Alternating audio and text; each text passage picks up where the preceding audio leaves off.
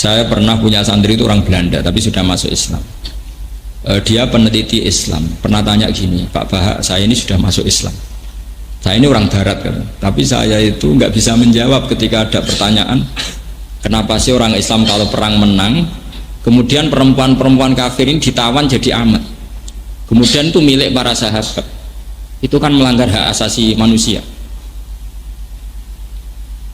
Itu mesti begitu, karena tadi yuhi ba'duhum ila ba'din zukhrufal qawli apa? Mereka saling memberi spirit untuk mengkaburkan Islam.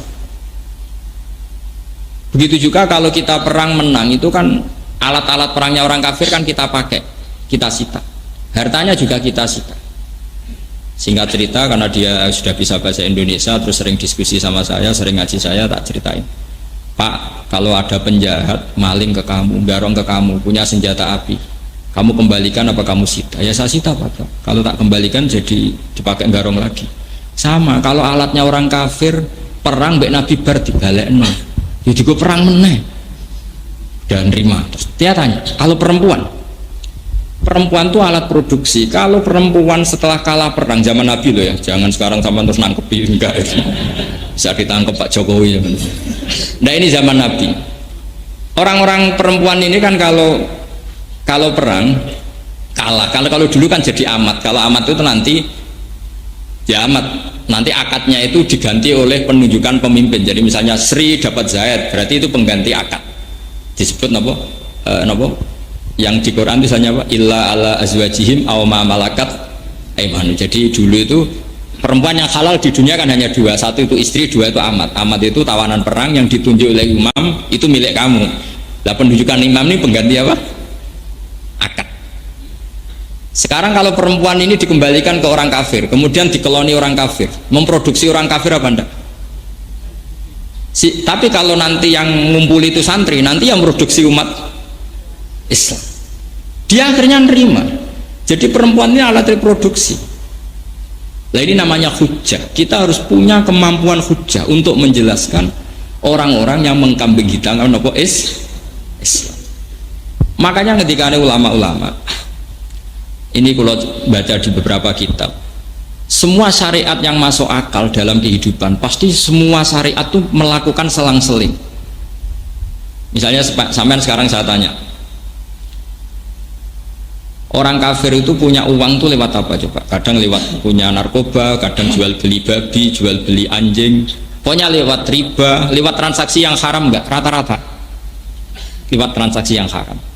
Logikanya hartanya orang kafir itu ya haram karena mendapatkannya lewat sesuatu yang haram.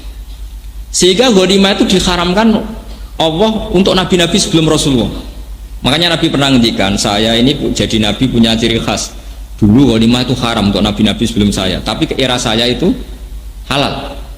Sampai ada ayat fakulu mimma ghanimtum apa? Halalan thayyib.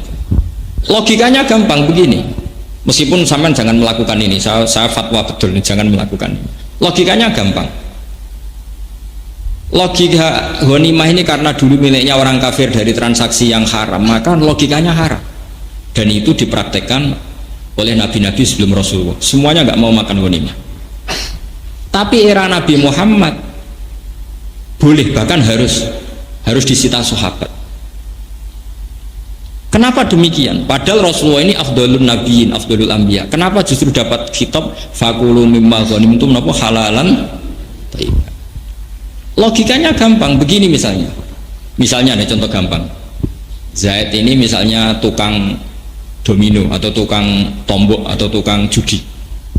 Adalah Zaid pas ketemu saya itu umat Islami, umat baiknya. Mungkin dia punya uang juga hasil dari judi. Ketemu saya adalah pas umat baiknya. Gus, saya punya uang 1 juta, tak kasihkan jenengan.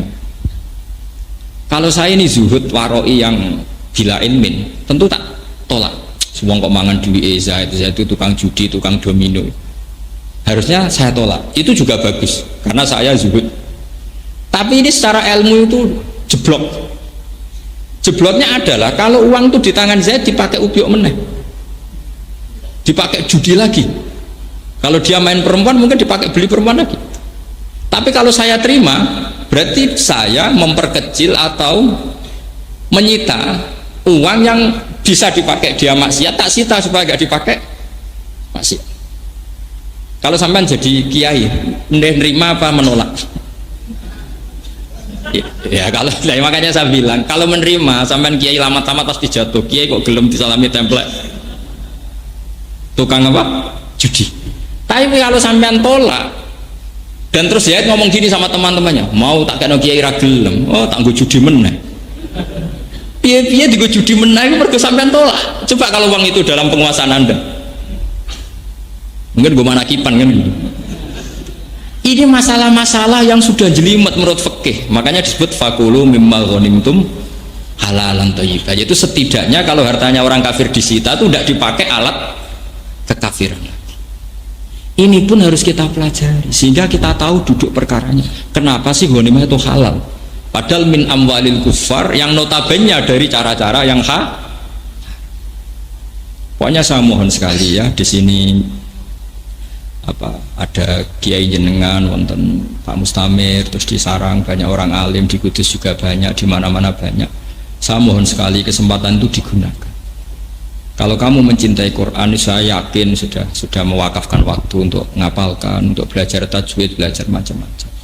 Tapi saya mohon sekali ada 1-2 ayat yang menjadi mental Anda. Karena dulu di antara doanya Nabi yang diajarkan ke Abu Bakar itu, waj'alil qur'ana mukhi wa asbi wa azmi wa sya'ri wa lahmi. Sebagian riwayat itu wa takhlitahu bidami wa asbi wa ruhi wa mukhi wa azmi. Dan Quran ini ya Allah campurkan menjadi darah saya, sumsum saya, mental saya. Misalnya begini yang saya alami ya, ini saya tahadus begini yang saya alami. Misalnya ada ayat qul bi fadlillah wa bi rahmati fa bidzalika apa? Falyafrah. Atas nama fadlnya Allah, rahmatnya Allah, kamu itu yang senang. Saya itu belum pernah sholat tidak senang. Karena logikanya gampang. Orang sampai maksiat melihat dangdutan itu ya cari senang. Orang sampai demenan ya cari senang. Orang maksiat itu rata-rata cari senang. Quran tahu kalau orang maksiat itu cari senang. Makanya Quran bilang kalau kamu jadi orang baik ya senang. Sehingga kalau kamu sudah senang nggak ingin cari senang yang lewat maksiat. Ini penting saya utarakan. Sehingga orang-orang alim dulu itu kalau nadzuman, kalau bersyair itu ya kayak yang dilakukan Habib Syekh itu tadi. Laula kaya zinatal wujudi ma toba aisi wala wujudi wala taron namtu fi sholati wala ruku'i wala sujudi. Andekan ndak ajaranmu ya Rasulullah, saya tidak akan hidup itu bahagia. Wala taron namtu fi sholatin, saya ndak akan nyanyi-nyanyi dalam sholat saya. Taron itu nyanyi-nyanyi kecil. Tidak usah dipraktekkan, nanti sholat kamu batal. Yang penting taron itu seneng banget sampai kayak agak-agak nyanyi.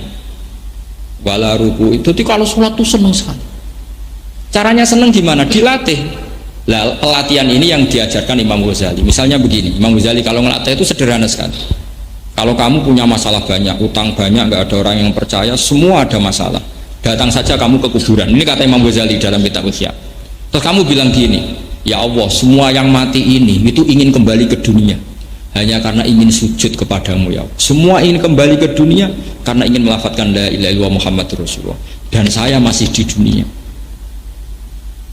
Coba andaikan orang Fir'aun, semua orang kafir yang mati di seluruh dunia mintanya dikembalikan ke dunia itu ingin melafadzkan apa?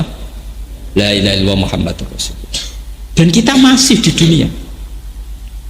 Sehingga terus kita merasa nikmat ketika kita sujud, nikmat. Ya Allah, sujud ini yang akan menyelamatkan saya dari neraka.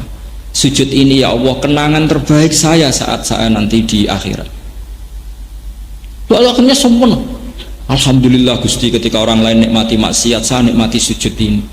Alhamdulillah ya Allah, jenengan sangoni kula mbek sujud. Wah, akhirnya asik. Sajadalaka wajhi wa sam'i wa basori, terus. Akhirnya nikmati betul. Nah kalau orang sudah asik seperti ini akan jauh dari maksiat, bukan karena terpaksa, karena sudah asik dengan kebenaran. Itu disebut qul bi fadlillah wa bi rahmatihi fa bidzalika falyafrahu. Ini solusi.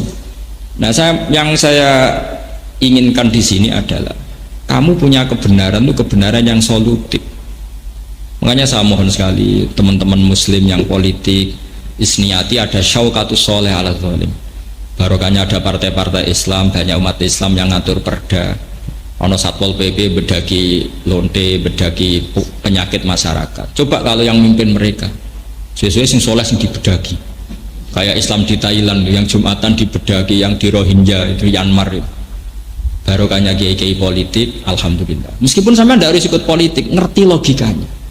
Mosok Mbah Hasim derek Masumi kura ngerti, Mbah Mun derek P3, Pak Mustamir buatan ngerti, mesti perso. An ilmin, semuanya itu karena ilmu. Meskipun Anda tidak harus ikut karena Anda tidak bakat, atau orang bakal gaji lah cara nyalon. Tapi sementing ngerti logikanya gitu. Sehingga gampang husnudzon sama orang-orang soleh.